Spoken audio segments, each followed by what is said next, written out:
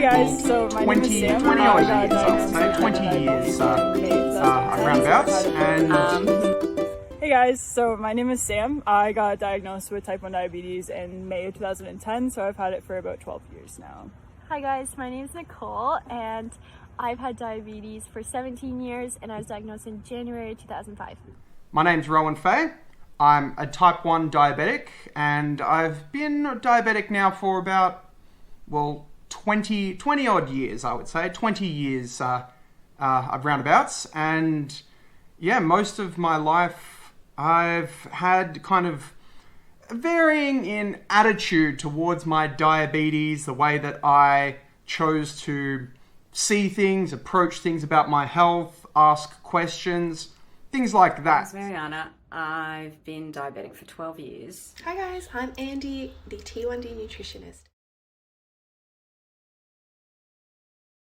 Yeah, so some of the things that have been really scary for us on our diabetes journeys have been DKA episodes. We both had one last summer. Mine was the first one I've ever had, so I just really didn't know what to expect. And yeah, I had to go to the hospital in an ambulance. I didn't know why I was feeling the way I was. And yeah, it was during COVID, so I was by myself a lot, and it was just kind of scary to go through on my own. And I had a DKA episode last summer as well, while I was traveling out of province, so that was pretty scary because there was a whole new hospital and system out there, so that was probably one of my scariest experiences. Winding back a little bit, I had, as said, not treated my diabetes with the best attitude. And over time, things happen. You always have that thought, like they say, oh, like it doesn't affect you necessarily now, it affects you over time. Well, I'm only in my mid-30s, and I've had some pretty bad scares with my health. I mean, I've had like various ups and downs. I've been to hospital, like vomiting blood, dying on a table. I've had all kinds of different surgeries, medications, probes, all kind of things happen to me. But probably the scariest experience I had while I was really down in my health, I started to get really bad retinopathy. Now, for those that aren't too familiar with diabetic retinopathy, it's where more veins grow in the backs of your eyes because it needs to find ways to get either more or less blood, the way that your sugars are fluctuating. It's trying to absorb, grow. It thinks it needs more than it has. And combine that with also I have high blood pressure, which generally goes hand in hand with things like diabetes, things like kidney issues. It's a vicious circle. Anyway, so I was starting to get it pretty bad, and I had to go in for, I believe, what's called a vasectomy. And that's where they burn off the backs of the veins in your eyeballs. So they have to burn and cauterize all the veins. Now, for those that aren't familiar with eye surgeries, you have to be awake. So I was awake for the needles, for the burning, for the electrocution feeling, the smell, every bit of it I was awake for. And I was under for about 2 hours. It was quite an extensive surgery on both eyes.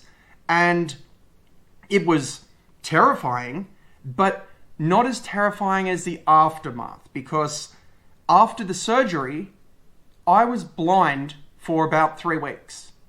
Let's say 2 to 3 weeks. And I'm not saying like as in just blurry vision. I could not see at all. And it was the scariest time of my life. I had, luckily I had kind of in my head the map of my house, but I couldn't leave the house. I could barely leave the bed.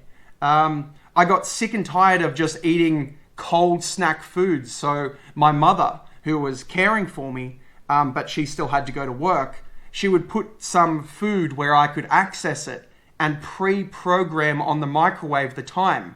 So all I had to do was put the food in there, press the start button, and hopefully it would cook correctly. Or if it wasn't exactly the right amount of time, at least it was lukewarm instead of being freezing cold.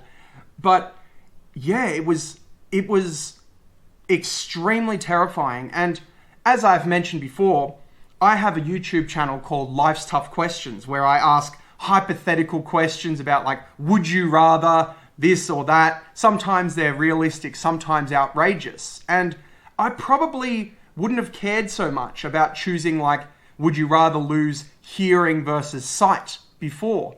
But after losing sight, I just realized how scary and how important sight is and how much you need it day to day and how much you rely on the people around you when you don't have it. So yeah, it was absolutely terrifying. The first thing that happened to me was I became unconscious.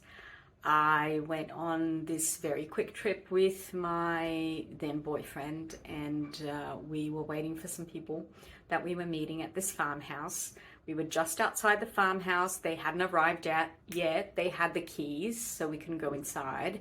So we're just in the car, chilling, waiting, and I started to feel bad, and I couldn't explain what was happening, and all of a sudden I lost consciousness, and my boyfriend then found this can of Coke in his car that had been there for like 3 days, and he opened my mouth and poured it down my throat and like massaged my throat so I'd swallow it, and that was really, really scary because we were a few maybe an hour away from our hometown, and we didn't really know where the hospital was, and we didn't really know what was happening because it had been less than 6 months since my diagnosis. And yeah, that was really, really scary.